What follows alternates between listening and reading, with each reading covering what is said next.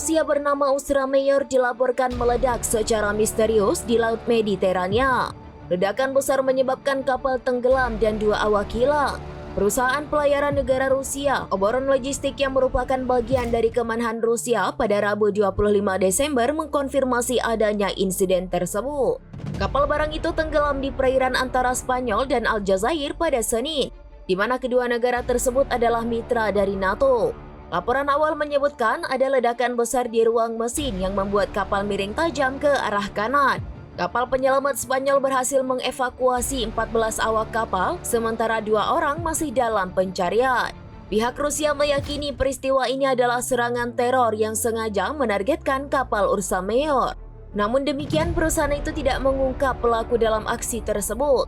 Berdasarkan pengakuan awak kapal yang selamat, terjadi 3 ledakan secara beruntun di dalam kapal. Kapal sepanjang 142 meter itu pun bocor dan mulai kemasukan air laut. Kapal kargo Rusia terbesar itu berlayar dari Saint Petersburg ke Vladivostok sejak 11 Desember 2024 dan dijadwalkan tiba pada 22 Januari 2025. Kapal tersebut membawa banyak kontainer kosong dan tidak berlebihan muatan saat tenggelam.